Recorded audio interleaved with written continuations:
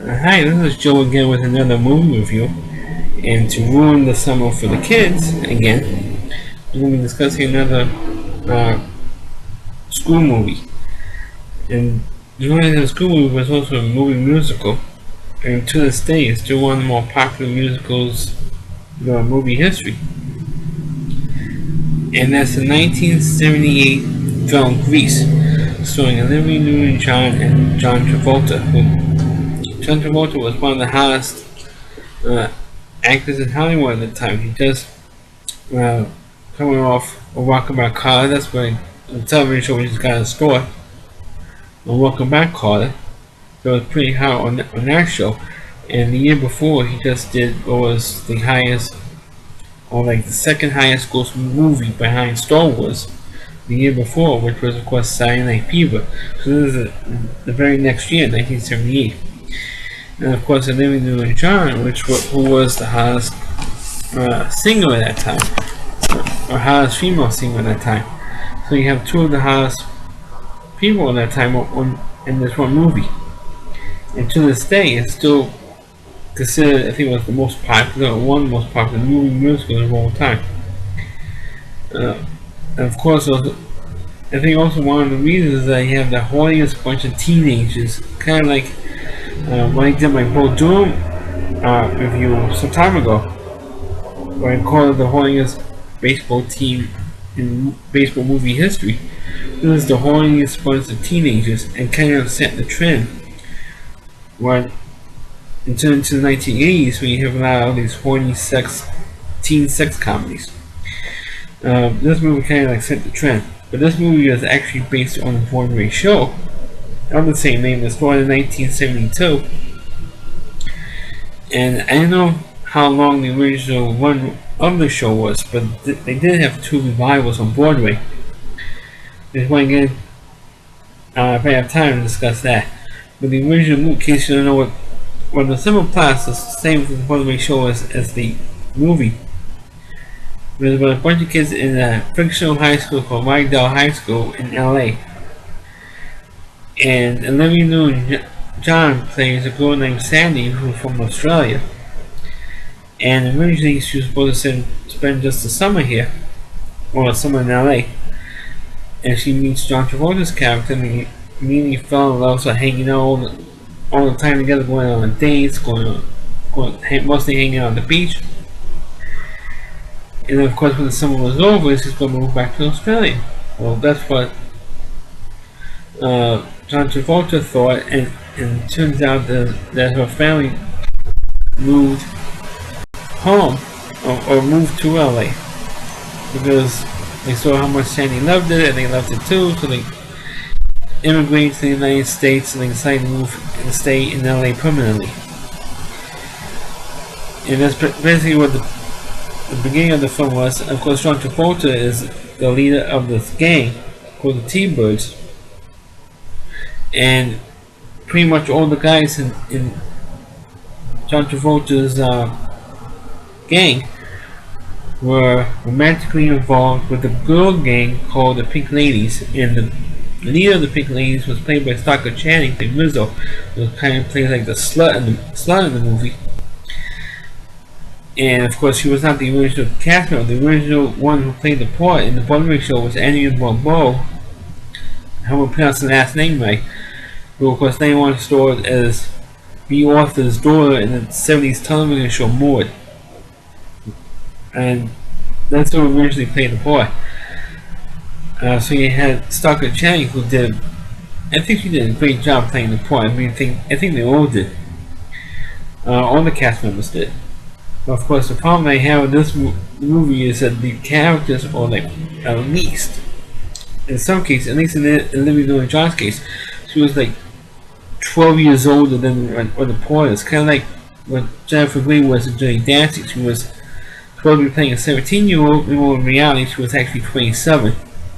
And Patrick Swayze was supposed to be like in his mid-20s. Meanwhile, he was like about 34, 35 years old when he did Dirty Dancing. So like, all the actors that play all the kids in the film, or the teenagers, were all at least anywhere from in John Travolta's case, I think he was about like 25. I think 20, roughly 25, 26, roughly, when he was in Grease. And Olivia Newton-John was about like 29. I think by the time the movie came out, she was like 29 or 30. By the time the movie actually came out, so like and the rest of the cast, everything. I think Song of Time was like in the 30s when the movie came out. So. And all the other actors were either in the mid to late 20s or in the early 30s when the movie came out. So you could tell all the kids are way too old to be playing teenagers. I mean, you could obviously tell. I mean, they weren't even fooling. They didn't fool me for a minute because they look too young. Even when John Travolta was on Walking by Carla, he was already like 22 years old when I cast in Walking by Carla in 3 years earlier in 1975. He looked too old to be playing in a sitcom, a high school sitcom. So you could tell that these actors were way too old. And John Travolta couldn't sing couldn't carry a note. Couldn't carry a note even if it had a handle on it. I mean, I thought he was a terrible singer. And I mean, comparing him to Olivia Newton-John is like comparing Beethoven to Vanilla Ice. I mean, come on. I mean, it's not even close. But as a movie itself, it is an entertaining movie. I'm not saying it's not. I think one of the few actors who originally played the part on Broadway and was in the movie version was Jeff Conaway, who played Kenickie. He was the only one I think he was the only one from the main cast who was in the Broadway show as well as the movie. I think he was the only one. And of course, since then he died of a drug overdose. Of course, most of the songs that were in the Broadway show were in the movie, but with some extra ones. They did have the 1970s band Sha Na Na performing at the dance sequence, and they did play a bunch of songs, and all those songs were on the soundtrack, plus songs that were in the Broadway show but didn't make it to the movie, and it was originally recorded for the movie soundtrack, which I happen to have both soundtracks actually. Notice how old the Grease is in terms of a Broadway show. I actually have that on 8-track soundtrack. But in terms of the film, they do have songs from the night, because the movie is supposed to be based in the 1950s. So Sha Na Na, who did have a variety show on syndicated television, did perform some 1950 songs for the movie, and they're all on the soundtrack, which is of course a great little treat. If you happen to know Sha Na Na, and you know who they are, and they did a great job in the film. Another one who had a cameo was Ed Cookie Barnes, who also had a cameo playing Vince Fontaine, who was supposed to be like a local radio DJ in the film as well. So you have those characters, plus you also had Sid Caesar, who played the coach. He coached everything. It was a funny sequence when John Travolta trying to impress Olivia Newton-John because they had broken up, and she was staying a football player. So John Travolta figures, if I make a sports team or impress Sandy, so he tries to join a team, and Sid Caesar was playing culture, playing basketball, wrestling, baseball. It didn't work, except for long distance running, that worked. The other one was Eve Orange played the principal, and they had some great, not really great scenes together, but they had great scenes in the film, which of course Lion the Moon, because it is also a musical comedy as well. But like I said, most of the songs that were from the Broadway show were performed by the actual stars in the film, and they didn't do their own singing. Of course, obviously, Olivia Newton-John is a professional singer, so of course she performed it, and they did have original songs written for the film, like the theme song Grease, who was actually written by Barry Gibb from the Bee Gees, and was sung by Frankie Valli.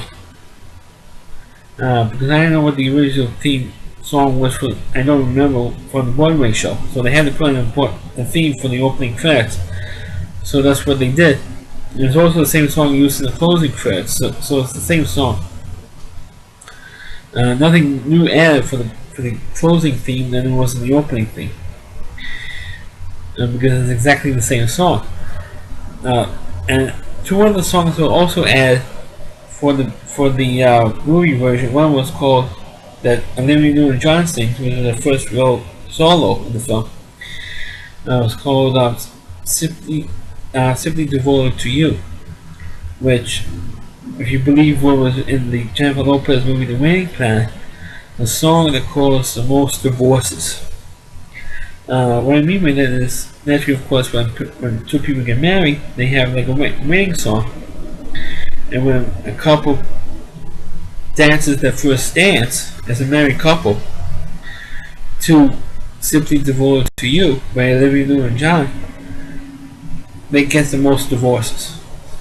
If you believe in that fact. And the other song that was originally written for the film was a song that John Travolta sings about 3/4 away from the film called Sandy. And those two songs were originally written for the film. Remember, all the other songs that were performed by the actors in Grease were actually in the Broadway show. Except for one song, except for maybe like two songs that were sung by the band. By Sean and I, which was Born to Hand Jive, which is one of the popular songs. And These Magic Changes, which is performed when Sandy and Danny, or John Travolta's character, was dancing the first dance in the they were dancing together for the first time at the dance sequence, and before the dance contest story. But the film itself, it still holds up today, even though it was made back in 1978. And but unfortunately, the movie was so popular that 4 years later they made a sequel called Grease 2. And this was the very first movie role of Michelle Pfeiffer. So you have practically a whole new cast, except that you have Ewan returning as the principal, and you had Sid Caesar returning as the sports coach. But you had practically Italian. Okay, you had Michelle Pfeiffer in it. You had Michael Caulfield as the Michelle Pfeiffer's love interest. Plus, you have from T.J. Hooker, Adrian Zement in this film. And that movie was such a waste of time to even watch. And that was the last movie that I saw in a local movie theater called the Deluxe, which was on Roosevelt Avenue in Woodside, Queens. That was the last movie and last English language film that was played there. And then eventually played foreign films again, and then eventually went out of business. Because if they kept playing movies like Grease 2, I wonder why it went out of business. There's another story. But Grease 2 it's a waste to even talk about. I'm not even going to discuss it very long. Because it was a terrible, terrible film. Well, the thing that I really want to discuss, even though I did discuss the film, and it is a brief review, not even 14 minutes. But what I want to talk about is what happened with Grease in revival. It did have a very first successful revival run back in the mid 90s or early to mid 90s. They had Brooke Shields playing Rizzo, and we had the phony lesbian Rosie O'Donnell. Really call her a phony lesbian because she's not really a lesbian. Which I might get into another topic, another video for another day.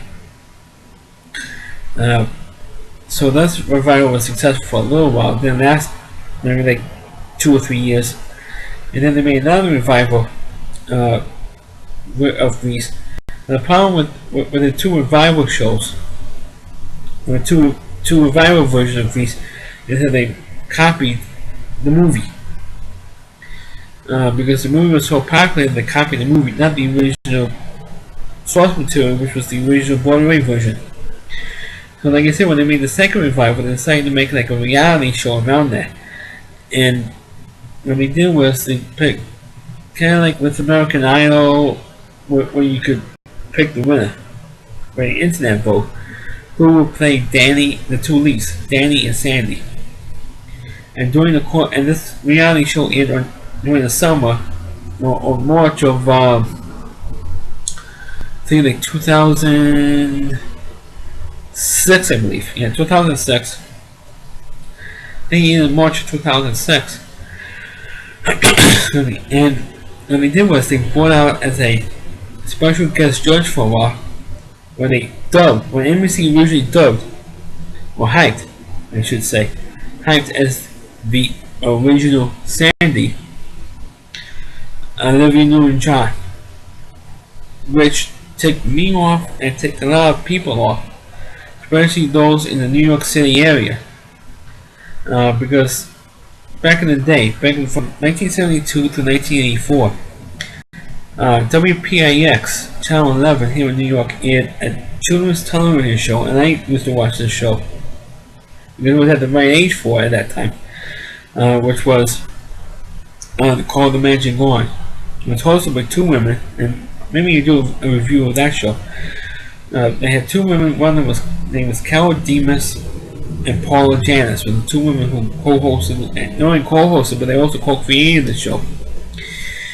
Carol Demas was a Broadway actress, Broadway star and Broadway actress, and at the time the show started taping in 1972, to be aired in September of 1972. She starred in a little Broadway show called Grease, and she played the role of Sandy. So yes, folks, Carol Demas was the original Sandy, not Olivia Newton-John. So people who were fans of The Magic Wand and know the history of the television of the Broadway show Grease knows that Olivia Newton-John was not the original Sandy. Or she was the most famous one to play the part, yes, but she was not the original Sandy, and that's what NBC was hyping Olivia Newton-John as the original Sandy. So of course fans of the television show, like I was, were upset. I was upset, and plus the other people were upset. Fortunately, Carol Demas has enough class, has more class in her little finger than the NBC television network has. She didn't make a stink over it, but fans of her and fans of the Magic Wand television show made a stink over it in her behalf, and they got to change, and NBC was pretty much stopped with the hype of hyping Olivia Newton-John as the original Sandy. They could have said, or the movie Sandy, or the one who played Sandy in the movie. You put me guess what? I mean, they did that, and I don't think it was much of a stink. But if they say, oh, the most famous actress who played Sandy, then it might be a stretch, but essentially was correct. Kind of like with Annie, with the Broadway show Annie, where Andrea McCullough originally played Annie on Broadway, but the most famous one to play Annie when the original theatrical run of Annie was Sarah Jessica Parker, and I happened to see her on playing Annie on Broadway. I'm not joking with that. But the hype, Olivia Newton-John as the original Sandy is just, by NBC, was just so wrong on so many levels. So that's my review of the Grease movies. Please like the video, please rate it, please subscribe to my channel, and please forward this video onto your Facebook pages. Thanks for watching. Catch you next time.